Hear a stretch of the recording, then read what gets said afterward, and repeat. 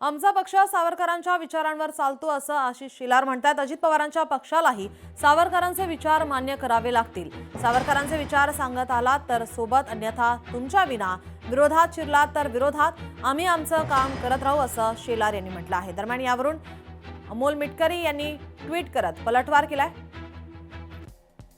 दादांचा पक्ष तुमच्या आदर्शांच्या नेतृत्वावरच चालला पाहिजे, हा जो तुमचा अट्टहास आहे त्यात किती तथ्य हे तुम्हालाच माहीत।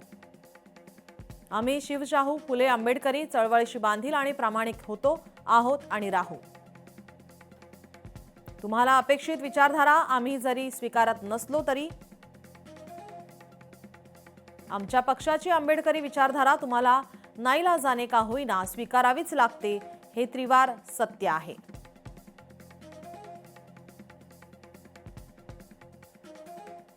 मनसे नेते अविनाश जाधव निवडणूक अधिकाऱ्यांच्या भेटीला। निवडणूक अधिकारी सौरभ राव यांची भेट घेतली आहे। निवडणूक आयोग कार्यालयातील गैरवर्तन आयुक्तांची भेट घेतलेली आहे। 24 तासांच्या आत चौकशी करून कारवाई करू, आयुक्तांचे अविनाश जाधवांना आश्वासन देण्यात आले।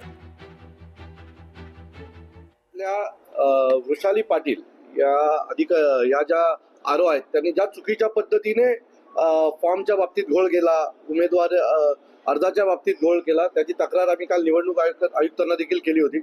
आज आम्ही ठाण्याचे जे निवडणूक आयुक्त आहेत, जे ठाणे महानगरपालिकेचे आयुक्त आहेत, त्यांच्याकडे तक्रार केली आहे आणि आता त्यांनी मला आश्वासित केलेलं आहे की पुढच्या 24 तासाच्या आत त्या मॅडमवर कारवाई केली जाईल आणि त्याची चौकशी करून पुढच्या 24 तासाच्या आतमध्ये नवीन आरोची नेमणूक होईल।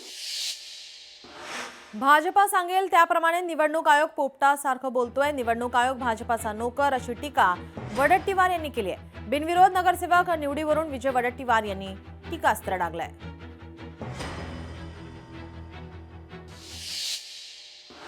अमरावती महापालिकेमध्ये फक्त राजकारणाचा चिखल झाला आहे। सध्या एकमेकांचे उमेदवार पाडण्यासाठी चढाओढ लागली आहे। शिवसेना नेते अभिजित अडसुळे यांनी भाजपा आणि युवा स्वाभिमानवर टीका केली आहे।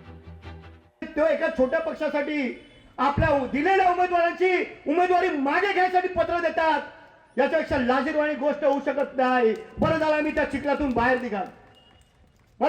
मी आधीच सांगितलं होतं, निवडणुका जर युतीमध्ये लढायच्या असतील तर त्या पारदर्शी झाल्या पाहिजेत, परंतु कुठलीही पारदर्शकता तिथे ठेवली नाही। त्या ठिकाणी निवडणुकीत युती करायची, सीट वाटप करून घ्यायचे आणि नंतर त्यांच्या विरोधामध्ये उमेदवार उभे करायचे, राजकारणाचा चिखल करायचा। त्या जनतेला सुद्धा विचार करावा लागतो, नक्की मी काय करू। कोणीतरी त्याला सांगितल्याशिवाय या गोष्टी घडतात का या महाराष्ट्रात, या देशात? निवडणूक आयोग निर्णय घेतो, 20 दिवस त्या निवडणुका पुढे ढकलल्या जातात। नवनीत राणा युवा स्वाभिमान पक्षाचा प्रचार करतात। आमदार संजय खोडके यांनी प्रतिक्रिया दिली। नवनीत राणांमुळे भाजपचे नेते प्रचारापासून दूर जातात, आम्हाला चांगली आघाडी मिळेल असं आमदार संजय खोडके यांनी म्हटलंय। माझे खासदार नवनीत राणा ह्या सुद्धा युवा स्वाभिमानीच्या उमेदवाराचं नारळ फोडला गेल्या।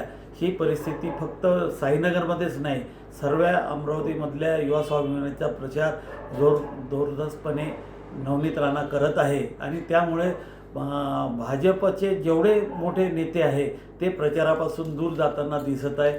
म्हणजे आम्हाला एवढं त्यामुळे चांगलं सोपं चाललं आहे की त्यांची आपसातच लढाई चालू असल्यामुळं आम्हाला भारतीय जनता पार्टीसोबत लढण्याचं काही कारण दिसत नाही।